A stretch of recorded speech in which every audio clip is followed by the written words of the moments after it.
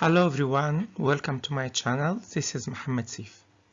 Today we are going to read chapter 4 of Great Expectations novel.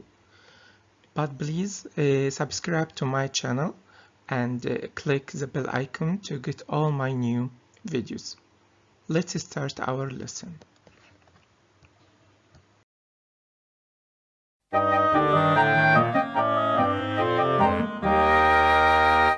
Chapter 4. The Pale Young Gentleman.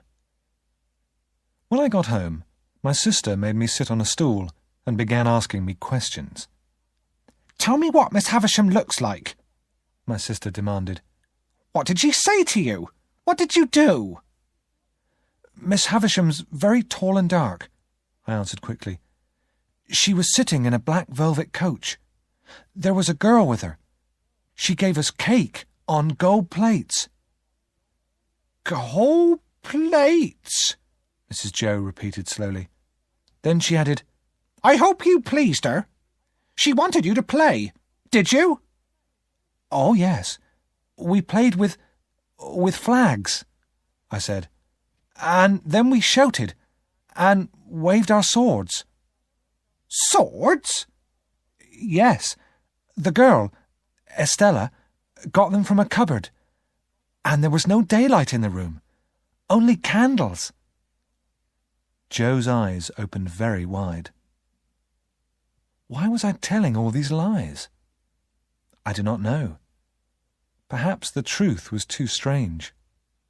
My visit to Miss Havisham had confused and frightened me, and Estella's words had hurt me. She had called me a common working boy. What would she think of Joe? How heavy his boots were.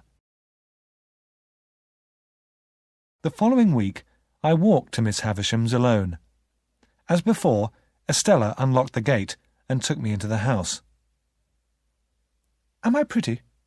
she said suddenly, holding up the candle. "Yes, very pretty," I answered. "Am I rude?" "Not so rude as last time." "Not so rude?" Estella repeated angrily, and she slapped my face hard. "What do you think now?" she asked. "I won't tell you," I said. "Then why don't you cry, you horrid common boy?" "I'm not crying. I'll never cry for you again," I answered. But I was crying as I spoke. And God knows, I cried for Estella many, many times afterwards. As we were going upstairs, we passed a tall man with sharp eyes and thick black eyebrows. His large hands were very clean and white. "Who's this?" the man asked, staring at me. "Only a boy," Estella answered. The man held my chin in his hand and stared into my eyes. "Why are you here?" he asked. "Miss Havisham asked me to come," I whispered. "Did she? Then behave yourself," the man said as he went on down the stairs. Miss Havisham was sitting in her dressing room. She was wearing the same torn dress as before. Everything in the room was the same. "So, you're back again," Miss Havisham said. "Are you ready to play today?" I was too frightened to answer. "Well, if you can't play, can you work?" Miss Havisham asked. "Yes, ma'am." "Then go into the room on the other side of the corridor. Wait there till I come." The room I entered was very big. In the middle of the room was a long table. By the light of the fire and the many candles, I saw that the torn tablecloth was covered with dust. There was something tall and white on the table, too. It was covered with dust, and fat black spiders were running all over it. Miss Havisham came into the room and stood behind me. She placed her hand on my shoulder and pointed at the table with a walking stick. "Look, Pip," she said.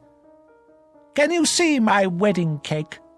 Eaten by mice and spiders. Ruined." Miss Havisham held my shoulder hard with her thin hand. "Help me walk, Pip," she said. We walked slowly round and round the long table, the strange old lady leaning on my shoulder. "Today is my birthday, Pip," Miss Havisham said. "Many years ago it should have been my wedding day. The dress I am wearing now was new then, and I was young. Everything is old and ruined now. Time has ruined me too, and broken my heart." What could I say? We stood there, very quiet in the candlelight. "Call Estella," Miss Havisham said at last. "Play with her again. I want to see her beat you at cards again." So Estella and I played cards. She won every game. Miss Havisham smiled and held bright jewels against Estella's hair. How beautiful the proud girl looked. Miss Havisham was soon tired, and I was sent downstairs. When I had eaten, I walked sadly through the courtyard and into an overgrown garden. No one had looked after the garden for years. Weeds grew everywhere. Turning a corner, I came face to face with a fair-haired boy of my own age. "Hello," said this pale young gentleman. "Who let you in?" "Miss Estella," I answered. "Oh, did she? Then let's fight." I stared at the boy in surprise. Then suddenly he pulled my hair and hit me hard in the stomach with his head. I was so surprised that I hit him hard. "So, you do want to fight, do you?" the pale young gentleman cried. "Come on, then." Then he raised his fist like a boxer and began waving them in front of my face. I hit him again, and he fell backwards onto the ground. When he got up, his nose was bleeding. A minute later, I had hit him in the eye. "You've won," he said weakly. "Shake hands." So we shook hands, and the young gentleman walked quietly away. Estella was waiting for me at the gate. Her eyes were bright and shining. I knew she'd been watching the fight. "You can kiss me if you like," she said. I was confused but happy. I kissed her gently on the cheek. A few minutes later, I began my long walk home.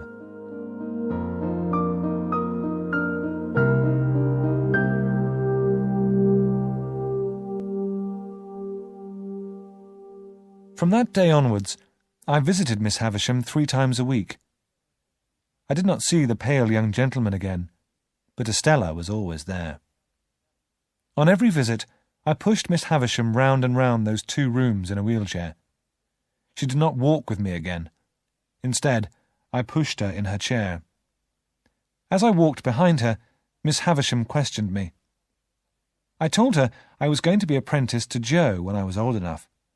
I told her that I knew nothing, but wanted to know everything.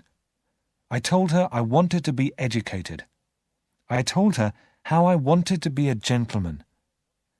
Perhaps I hoped that Miss Havisham would pay for my education, but she never suggested it. Sometimes Estella was kind to me, but more often she was rude and cruel. I could not understand this proud, beautiful girl who had made me so unhappy.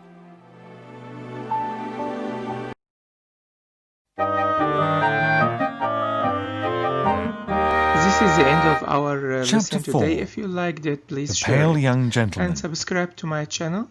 When I And got see you home, my sister made me sit on a stool and began